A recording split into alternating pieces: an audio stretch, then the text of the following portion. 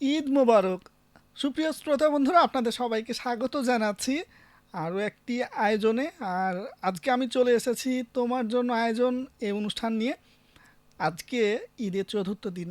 নিশ্চয় ঈদ অনেক ভালো কাটছে আপনাদের। আর সেই ঈদের আনন্দকে আর একটু বাড়িয়ে দিতে আপনাদের মাঝে আমি চলে এসেছি দুইজন শ্রোতাকে নিয়ে। আর আজকে আপনাদের সাথে রয়েছেন নিশ্চয় এর আগে হয়তো রেডিও মহানন্দায় আপনারা দেখেছেন। তো আপুদের পরিচয় আমরা তাদের কাছ থেকেই জানবো। তো প্রথমে আমার ডান দিক থেকেই পরিচয় পর্ব শুরু করছি। আসসালামু আলাইকুম, ঈদ মোবারক। আমি মোসাম্মদ শরীফা খাতুন, আমি একজন নারী উদ্যোক্তা। কোথা থেকে আসছেন? আমি চাঁপাইনবাবগঞ্জ সদর উপরাজরামপুর গ্রাম থেকে আচ্ছা। আসছি। তো এবার চলে যেতে চাই, আপনার পরিচয়টা একটু বলেন। আসসালামু আলাইকুম, ঈদ মোবারক। আমি মোসাম্মদ লুৎফুন্নেসা পপি। আমি এসেছি চাঁপাইনবাবগঞ্জ সদর মহারাঙ্গা থেকে। তো বন্ধুরা, আমাদের আজকে উপস্থিত দুই বন্ধুর পরিচয় আপনারা পেলেন। তো যে বন্ধুরা আমাদেরকে এখন দেখছেন, আপনারা কিন্তু কমেন্টের মাধ্যমে আমাদের সাথে যুক্ত হতে পারবেন। তো নিশ্চয় লিখে জানাবেন কেমন লাগছে আজকের পর্বটি, এবং আজকের অতিথিদের কাছে আপনাদের যদি কোনো প্রশ্ন থাকে তাহলে অবশ্যই কমেন্ট করে আমাদেরকে জানাবেন। তো প্রথমেই জানতে চাই শরীফা আপুর কাছে যে ঈদ কেমন কাটছে? আলহামদুলিল্লাহ, ঈদ অনেক ভালো কাটছে। আজ ঈদের চতুর্থ দিন, আমরা অনেক আনন্দের মধ্য দিয়েই পার করছি ঈদ। অনেক ঘোরাঘুরি হচ্ছে, অনেক খাওয়া দাওয়া, ছেলে মেয়ে নিয়ে, পরিবার নিয়ে ভালোই কাটছে ঈদ। আচ্ছা, ঘোরাঘুরিতে তো কোনো টেনশন নেই? না, কোনো টেনশন নেই।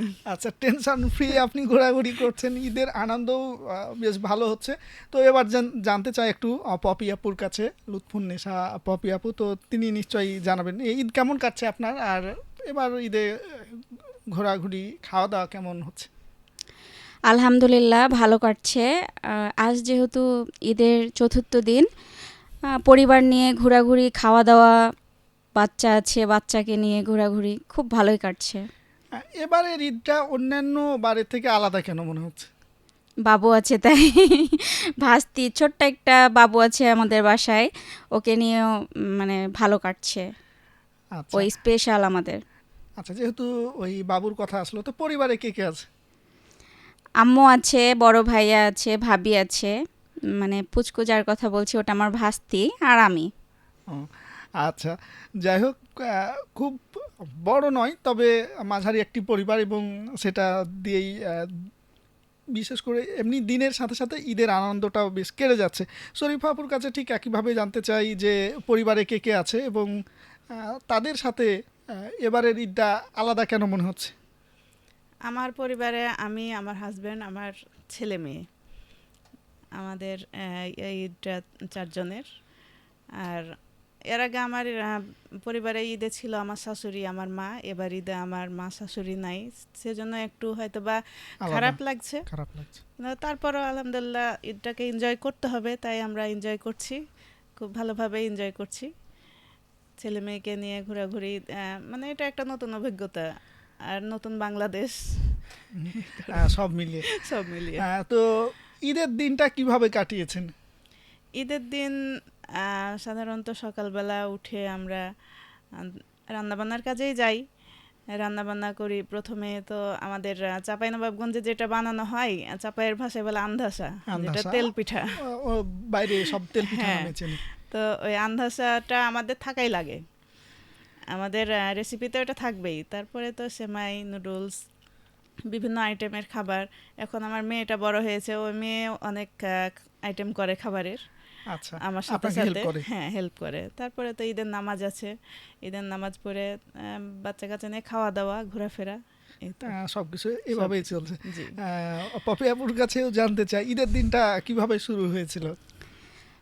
সকালে আমরা ঘুম থেকে উঠলাম, একটু হয়তো আম্মুর কাজে হেল্প করলাম। আর যেহেতু আমাদের এবার ঈদটা হচ্ছে স্পেশাল পুচকুকে নিয়ে, তো যেহেতু ওর ড্রেস কিনেছি আমরা একটু ম্যাচিং, যেমন ড্রেস, মালা, স্যান্ডেল, এগুলো তো ম্যাচিং। তো ওকে রেডি টেডি করিয়ে ওর বাবার সঙ্গে ঈদগাহ পাঠিয়ে দিয়ে আমরা তখন একটু ফ্রেশ ট্রেশ হই।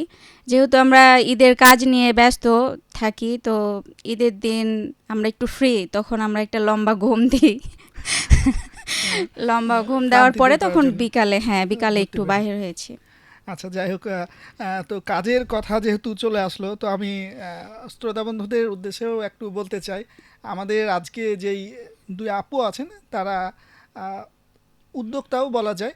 আহ, বেশ অনেক দিন থেকেই এই জগতে আছেন। তো উদ্যোক্তা হওয়া কখন থেকে শুরু এবং কি নিয়ে কাজ করেন সেটা জানতে চাই। আমি পপি আপুর কাছে আগে জেনে নিই, তারপর শরীফা আপুর কাছে জানবো। আমি 2021 সাল থেকে কাজ করা শুরু করেছি। প্রথমে হচ্ছে আমি ড্রেস নিয়ে শুরু করেছিলাম। করোনার সময় হ্যাঁ, সম্ভবত। করোনাকালীন মানে বাসায় বসে থাকলে হয় না যে ডিপ্রেশন চলে আসে, তো বসে না থেকে তাহলে অনলাইন বিজনেসটাই শুরু করা যাক, তখন থেকেই শুরু। ড্রেস আমার এখন রানিং চলছে। তারপরে 1 বছর পরে হচ্ছে, যেহেতু আমি চাঁপাইনবাবগঞ্জের মেয়ে, মানে আমি রাজধানী চাঁপাইনবাবগঞ্জের মেয়ে, তো সিজনাল আম নিয়ে কাজ শুরু করেছিলাম। পরে একটা একটা করে ঐতিহ্যবাহী যে খাবারগুলো আছে আমাদের, আটার নাড়ু, কুমড়ো বড়ি, কুমড়োবড়ি। আমসত্ত্ব আচার, এগুলা তখন অ্যাড করতে লাগে। আমি আপনার ফেসবুক যে পেজ আছে, তো সেটা দেখেছি আপনার আহ, বিশেষ করে কুমড়োর বড়িগুলো আপনার একটু কি বলবো, একটু অন্য ধরনের, বা অন্যান্য যেটা দেখতে পাই একটু বড় থাকে এবং সাদা গোছালো। তো এটাকে একটু ওই আপনি নতুন করেছেন নাকি, এই নিয়ে যদি কিছু বলেন। না, আমাদের কুমড়ো বড়ি তো সেম। কেমন হয় যে মানে কালাই, মানে যখন আমরা কালাইটাকে হচ্ছে ডাল বানাই, তো জি। কিছুটা হচ্ছে কালাইয়ের চোকাটা যখন থেকে যায় না, জি। তো কালো যখন আমরা কুমড়ো বড়িটা বানাই তখন কিন্তু হচ্ছে কালো হয়ে যায়, মানে কালচে টাইপের। তো কাস্টমারেরা যখন দেখে তখন বলে কালচে হয়েছে, তাহলে রোদ পাইনি, ভালো লাগছে না, ভালো তাহলে লাগছে স্বাদ না। লাগবে না, মানে এরকম কথা এরকম থাকে। বলে মানে অনেকে। এক এক কাস্টমারের এক এক রকম কথা। তো মানে এখন সবার কথা চিন্তা ভাবনা করে আমরা চেষ্টা করেছি কালাই ডাল যখন বানাই তখন যেন চোকা না থাকে, আচ্ছা। ওটা উঠানোর চেষ্টা করি। আর সাইজ ছোট বলতে বানানোর সময় একটু এদিক ওদিক হয়, যেহেতু হাতের কাজ, হয়তো জি। ছোট বড় হতেই পারে। আচ্ছা, তো আপনার যে পেজ আছে, তো শ্রোতা বন্ধু এবং দর্শক বন্ধু যারা আছে, কিভাবে আপনাকে খুঁজে পাবে? আমার মানে আমার নামে যে আইডি আছে MST লুৎফুন্নেসা পপি, সেটা তো আমি আমার প্রোডাক্টের হচ্ছে ছবি দিয়ে থাকি, প্রমোশন সেটাতেও করেন। পাবে। হ্যাঁ, সেটাতেও পাবে। আর আমার পেজের নাম হচ্ছে, যেটাতে কুমড়ো বড়ি, আটার নাড়ু আছে বা সিজিনাল আম, ওটা হচ্ছে চাপাই ম্যাঙ্গো ভ্যালি। আর যেটা নিয়ে হচ্ছে ড্রেস নিয়ে কাজ করছি, ওটা হচ্ছে শপিং ড্রেস অনলাইন। আচ্ছা, তাহলে বেশ কয়েকটা পেজের মাধ্যমে আপনি প্রমোশন করছেন আর কি। তো শরীফা আপুর কাছে এবার আসতে চাই, কিভাবে এই উদ্যোক্তা জগতে আসা এবং কি নিয়ে কাজ করছেন? আমি 2020 সালে সেপ্টেম্বর মাসে, মানে করোনা শুরুর দিকে, প্রায় একই সময় হ্যাঁ বলা যায়। একই সময়, তো তখন চাকরিটার জন্য অ্যাপ্লাই করছিলাম। বিভিন্ন জায়গায়। হ্যাঁ, তো অ্যাপ্লাই করার পরও দেখছি যে চাকরি বাকরি তো আর সহজে হয় না। জি। তো মনে করলাম যে চাকরি না করে একটা ব্যবসা করা শুরু করি। তখন হাজব্যান্ড হলো পরামর্শ দিল যে একটা অফলাইন না করে অনলাইনে বিজনেস করো, একটা পেজ খুলো। আচ্ছা। তো এই যে পেজ খোলা, আর পেজ খোলার পরে প্রথমে আমার হাতের কাজের ড্রেস নিয়ে কাজ শুরু হয়, হাতের কাজের 3 পিস। তখন থেকে জার্নিটা শুরু। তারপরে আমার প্রাইডের শাড়ি, খাদি পাঞ্জাবিতে আবার হাতের কাজ করা, হ্যান্ড পেন্টিং করা, হ্যান্ড প্রিন্ট যেটা বলা হয়। হ্যাঁ এগুলো করা হয়। আর তারপরে অ্যাড করি নতুন করে নকশি কাঁথা, নকশি কাঁথা। আচ্ছা, হ্যাঁ আচ্ছা, মানে ঐতিহ্য ঐতিহ্য, বলা যায় আর হ্যাঁ কি। নকশি কাঁথা। আর কাগজের কলম বানাই আমি। আর প্রাকৃতিকভাবে হোমমেড তেল বানাই চুলের আচ্ছা, জন্য। আমি কাগজের মানে এর পাশে আর কিছু আছে কিনা, মানে এই যেগুলো বললেন, আর আর কোনো হোমমেড আইটেম? তেল আর এই যে হোমমেড কেক, এটা নিয়ে কাজ আচ্ছা, কেক করছি। নিয়েও আর কাজ করেন। আমসত্ত্ব। সত্য। আচ্ছা, যাই হোক, কলমটা নিয়ে আপনার বিভিন্ন বিভিন্ন জায়গায় ভিডিও দেখেছি এবং শুনেছি। তো কলম নিয়ে যে কাজটা করেন, তো সেটা নিয়ে একটু যদি বলেন। নিশ্চয়ই মানে অনেক বন্ধু জানেন, তারপরেও যারা জানেন না তাদের জন্য বলি যে আপনার তৈরি করা কলমের আসলে বিশেষত্বটা কি? আমার কলমটা আসলে প্রথমে যেখান থেকে শুরু করি, যে একটা ফেসবুকে ভিডিও দেখি যে জি। কাগজের কলম বানাচ্ছে, তখন আমার ছেলে বলে যে আম্মু কাগজ একটা আছে বাসায়, একটা কলম বানিয়ে দাও তো। আচ্ছা তখন একটা কলমের সিস খোলার পরে কাগজের কলমটা বানালাম, তো দেখলাম যে হয়ে গেল। তো তখন মানে ওটা নিয়ে গবেষণা শুরু করলাম যে কিভাবে কি করা যায়। কিভাবে দেখলাম যে জি এটা পরিবেশ বান্ধব, আর এটাতে বীজ দেওয়াও হয়। তখন নিজেও সেই কাজটা করতে লাগলাম যে কলমের পিছনে একটা করে বীজ দিই গাছের, আচ্ছা ছোটখাটো গাছের বীজ। মানে আমরা তো যেমন ব্যবহারের পরে সেই কলমটা ফেলে দিই ফেলে দিই, বিশেষ আর করে যে কাগজটা যে যেহেতু পচনশীল, পচনশীল তখন এই যেখানেই পড়বে পানি পেলেই গাছটা বের হবে। বের হয়ে যাবে, বা নিজে থেকে গাছটা আমরা টবে রোপণ করতেও পারি।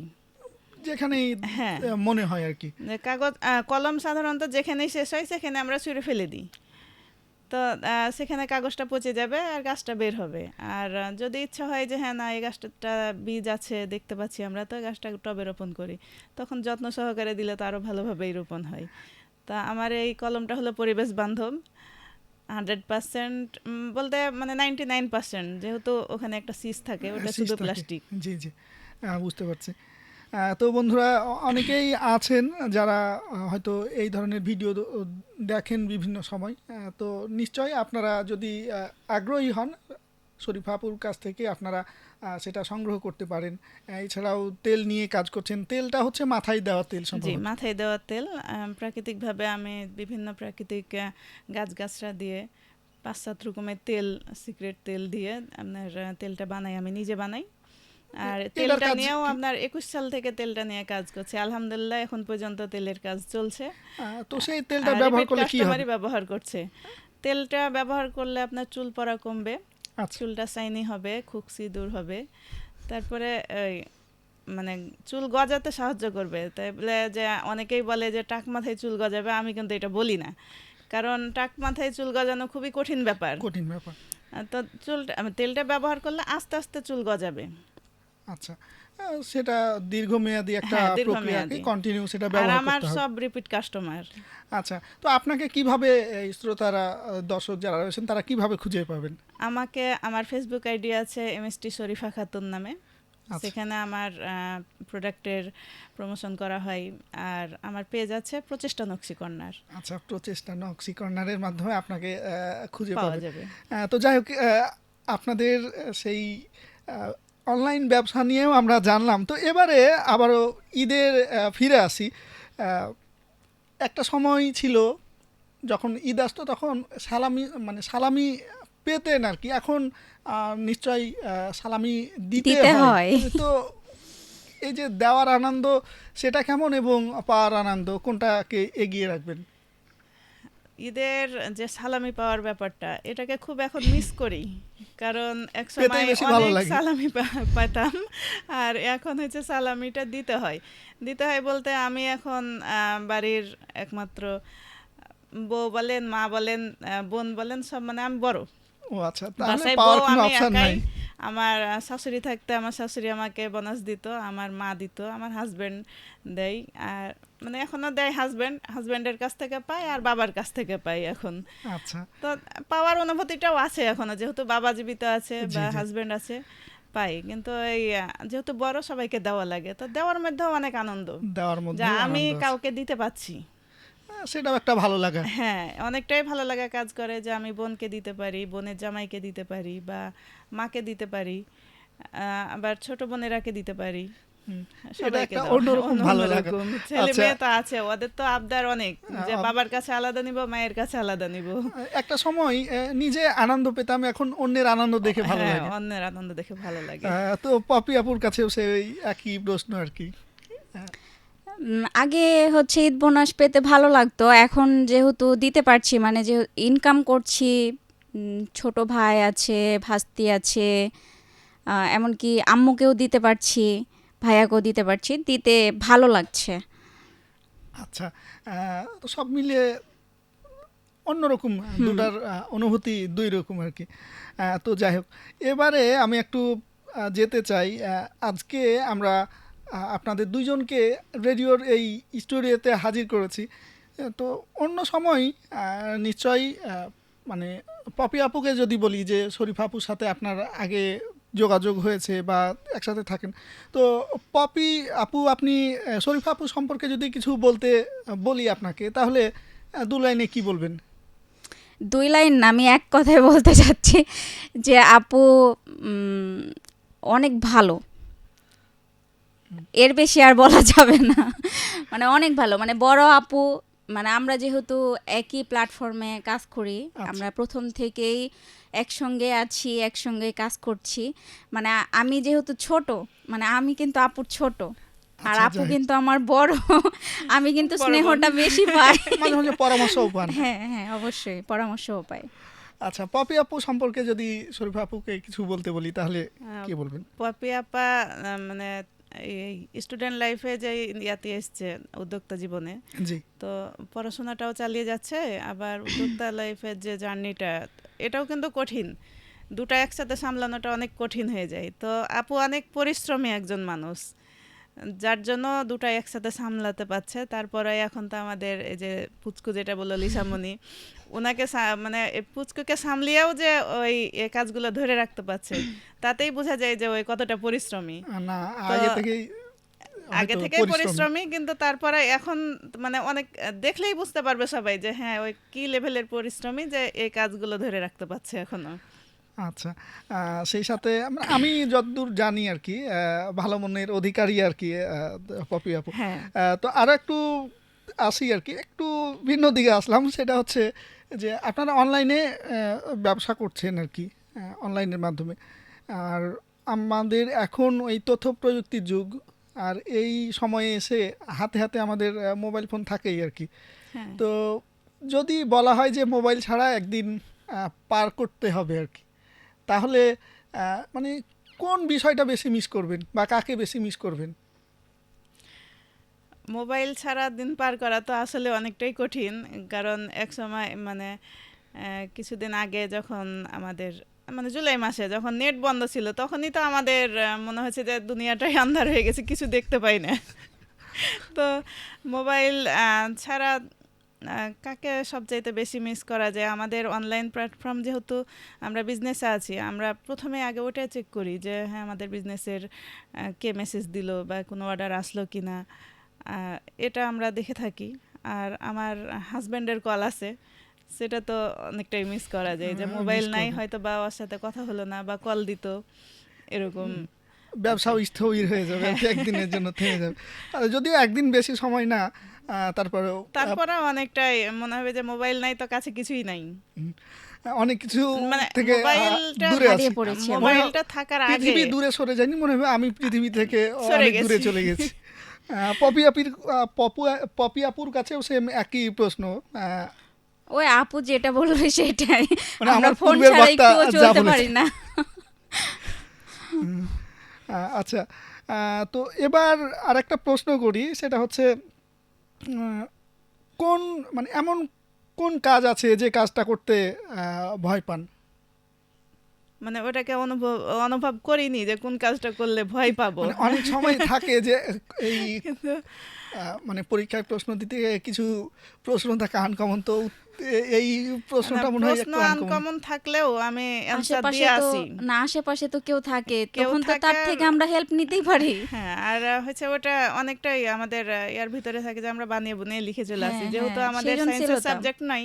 আচ্ছা, এই কারণ আমরা লিখে আসতে পারি, এটাতে কোনো ভয় নাই। কিন্তু তারপর আমরা তো ভয়কে জয় করেছি, এই জন্যই তো আমরা নারী উদ্যোক্তা। এটা ঠিক। আর কিছু লাগে? সেটাই। তো আমরা দেখতে দেখতে অনেকটা সময় পার করে ফেলেছি আর কি, শেষের দিকে বলবো না, তবে কাছাকাছি শেষের দিকে। রেডিও মহানন্দার স্টুডিওতে এসেছেন, তো এর আগে তো রেডিও মহানন্দার স্টুডিওতে সম্ভবত আসা হয়েছে, হ্যাঁ, আসা দ্বিতীয়বার হয়েছে। এবার আসতে পেরে কেমন লাগছে, মানে এবারের অনুভূতিটা একটু জানতে চাই। এবারের অনুভূতিটা, এর আগে যেহেতু আমি একবার না দুইবার এসেছি, মানে তখন হ্যাঁ, সম্ভবত একাই বসেছিলেন। একাই বসেছিলাম। আর এবার যেহেতু আমার এই ছোট আপু আছে, অনেকটাই একসাথে ভালো লাগছে। আমরা দুইজন যেহেতু একসাথেই থাকি, সে অনেক দিন থেকে সবাই জানে, সবাই চিনে। তো একসাথে যখন প্রোগ্রামে আসতে পারছি, তখন রেডিও মহানন্দাকে আমরা ধন্যবাদ জানাচ্ছি যে আমাদের একসাথে করার মানে সুযোগ করে দেওয়ার জন্য। আর অনেক ভালো লাগছে এক কথায়। পপি আপু আপনার? এর আগেও আমি 3বার এসেছি, তো আচ্ছা। তখন তো আমি একলা একলা দিতাম সব কিছুই।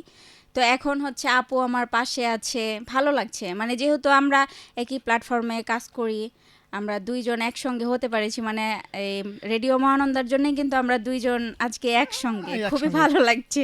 এমনি কাজের ক্ষেত্রে হয়তো আমরা যখন একসঙ্গে হই ওটা আলাদা হিসাব, কিন্তু এই রেডিও মহানন্দার কাছে এক আমরা পর্দায় কৃতজ্ঞ, আমরা হ্যাঁ, যে একসাথে এখন। একসঙ্গে কাজ করতে পারছি, ভালো আচ্ছা, লাগছে। এবার একটু জানতে চাই যে রেডিও মহানন্দার কোন বিষয়গুলো ভালো লাগে?